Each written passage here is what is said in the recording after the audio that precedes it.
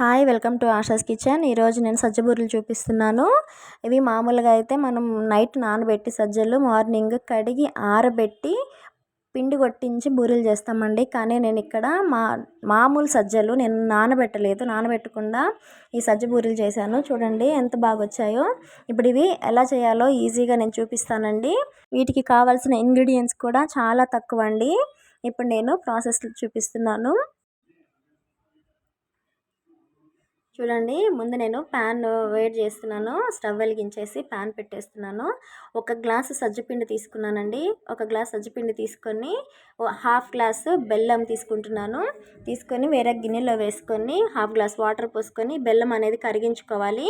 ఇప్పుడు నేను పిండిలో హాఫ్ టేబుల్ స్పూన్ నువ్వులు, 1 టేబుల్ స్పూన్ కొబ్బరి తురుము, ఎండు కొబ్బరి తురుము అండి, కొంచెం ఇలాచి పొడి వేసి ఇది పిండి అనేది పచ్చివాసన పోయేంత వరకు కలుపుకుంటూ ఇలా వేయించుకున్న పిండిని మనము సైడ్కి తీసి పక్కన పెట్టేసుకుందామండి.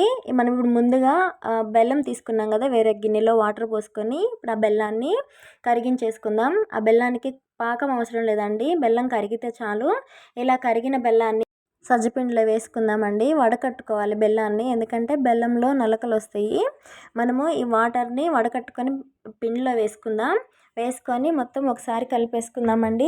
ఇలా కలిపిన తర్వాత కొన్ని బెల్లం నీళ్ళు ఉన్నాయి కదండి, అవి కూడా ఇందులో వేసేసుకుందాం. కరెక్ట్ క్వాంటిటీ అండి.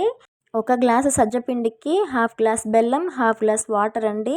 ఇలా కలిపి మూత పెట్టేసి చల్లార్చుకుందామండి. ఇది హెల్త్కి చాలా మంచిదండి, ఎవరైనా తినొచ్చు. సజ్జల్లో కాల్షియం ఎక్కువగా ఉంటుంది. ఇది స్కిన్ని, బోన్స్ని హెల్తీగా ఉంచుతుందండి. శరీరంలో ఉండే రక్తాన్ని శుద్ధి చేస్తుందండి. మనము ఇప్పుడు తీసుకున్నవన్నీ హెల్త్కి సంబంధించినవేనండి. ఇవి కనుక తీసుకొని పిల్లలకి కానీ పెద్దవాళ్ళు ఎవరైనా తినొచ్చు. ఇప్పుడు నేను బాండీ పెట్టి ఆయిల్ వేసి వేడి చేసుకుందాం.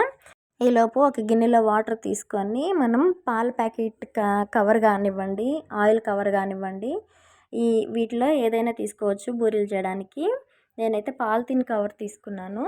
ఇలాగ తీసుకొని వాటర్లో వేసి ఇప్పుడు ఈ పిండిని నేను బాగా కలిపేస్తున్నానండి.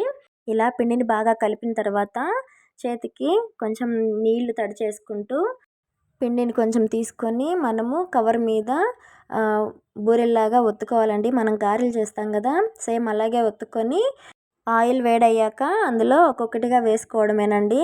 ఇవి నైట్ నానబెట్టి తెల్లారి కడిగి ఆరబెట్టి కొట్టించిన పిండి ఏతో బూరెలు ఎలా వేస్తారో, ఎలాగైతే పొంగుతాయో పాలు పోసి చేస్తారు కదా, సేమ్ ఇవి అలాగే పొంగుతాయండి. ఇందులో నేను పాలు కూడా పోయలేదు. ఇంకొకటి పిండి కూడా నేను నైట్ నానబెట్టింది కాదండి, ఇంట్లో మామూలుగా సజ్జలు ఉంటే పట్టించిన పిండి. ఇది చూసారు కదా, ఇప్పుడు ఇవి ఆయిల్లో వేయగానే ఎలా పొంగుతున్నాయో ఇలా ఒక్కొక్కటిగా వేసుకుంటూ బూరెలు చేసుకోవాలండి. చూసారు కదా ఈ వీడియోని.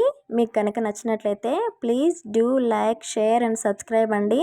ఇంకొక వీడియోతో నేను మళ్ళీ మీ ముందుకు వస్తాను. అంతవరకు బాయ్.